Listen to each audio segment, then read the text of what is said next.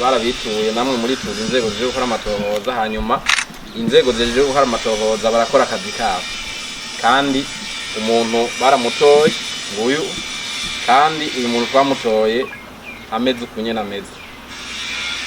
Byamushikiye ingene yashitse hariya n'ibyabereyeyo byose n'ibyahejeje kuvuga, kuri byahejeje kuvuga ntaco yibagiye, kandi abivuze uko nyene nako yabivuze imbere y'abariko baramubaza basanzwe baje gukora amatohoza.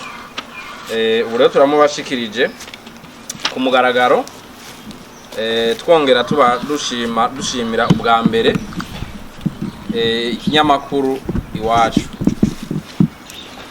kubera kuko barumvise akamo twahora twabatiko turatera ngaha yuko igihe cyose hari umuntu batabonye bavuze bitura ubwa mbere inzego zijejwe gukora amatohoza kugira ngo zikora akazi kazo, zimurondere kabuhinga, yabasiguriye kungene izo nzego zamutoye, yagiye abona zamushikiriye, ntazi kungene zamushikiriye ko ntibariko baravuga.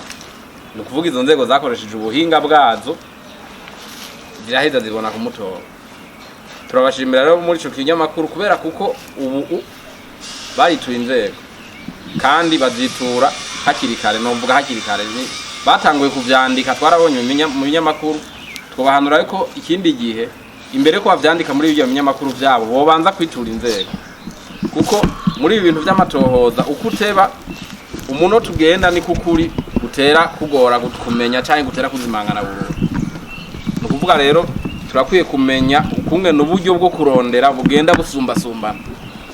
Ubwa mbere umuntu wese abuze umuntu wiwe yitura inzego zije gukora amatohoza, hanyuma zije kukiva, hanyuma mu nyuma ashaka ize yandike cyangwa akora ibindi, mugabo yabanje kwitura izo nzego. Ko duhora tubibona aho abandi benshi batangura kuza kwandika, wabaza uti none ko ibintu ndabibonye biriko birandikwa hirya no hino, hari mu Nyamiramabi hari urwandiko baje kwitwara bavuga ivyo ari byo, bati nta na rumwe ruhari, atana rumwe ruhari. Rero ucamba ko abajije umutekano barashobora kuronka ivyo bakorera.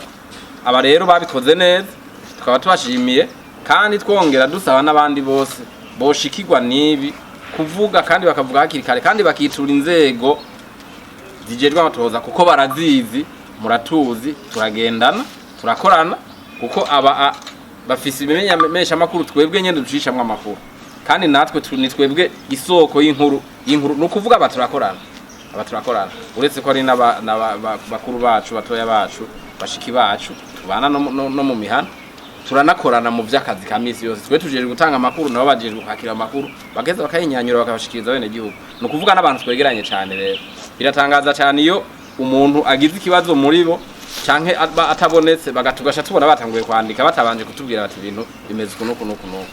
Nuko rero umuntu turamubashikirije mugende mu butahuka, hanyuma ivyo yavuze byose ntawe uzi ko shaka kuba ari ukuri gutyo nyene, nkumbure ashobora kuzoba bayagira n'ibindi canke abasigure n'ibindi kurusha.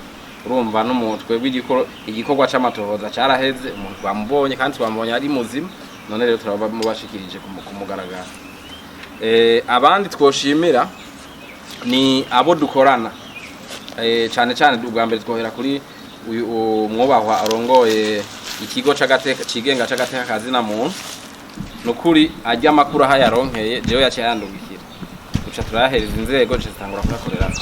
Turashima cyane ingene dukorana, kuko sino kuri ibi gusa dukoranye, igihe cyose baronse amakuru y'ivyaha biba vyakozwe y'ibintu biteye amakenga, bakabona nivyo nibikeneye amatohoza abantu baca babiduha, kandi bakabiduha mu mwanya, hanyuma tugaza tukabikorera. Turabakengurukira cyane nabo, kandi tubasaba ko bokwama bakora gutyo nyene, barigenga ko ntitubinjiriramo ngo tubategeke ngo giruko, mugabo turabasaba ko biba biraba inzego tuvugira bo binyarutsa bakabiza bari duhakiri kare, kugira ngo ukuri tukubone kutaratunyererana, kuko mu bintu vy'ivyaha ukuri kurakunda kuzimangana n'ingoga. Abandi twoshimira n'abantu bose bagize ico bakora kugira ngo amatohoza anyaruke kandi ashike kukuri nk'uko. Nukuvuga inzego zitandukanye zagiye zirakorana, abantu bose bazi ko ico bagiye barakora, bose turabakengurukira, tukabasaba yuko nejo na hirya yejo hasubiye kuba ikindi kintu kijanye n'ibikorwa n'imirimo irangurwa n'izi nzego bokora nk'uko, kugira ngo twese hamwe tuze turagwaniriza hamwe ibi bintu vy'ivyaha hanyuma bene kubikora tubiyamirize twese inzego zibijejwe zibafate zibakorere amadosiye hanyuma zibarungikire ubutungane maze abene igihugu abandanye babaho mu mwidegemvyo n'amahoro.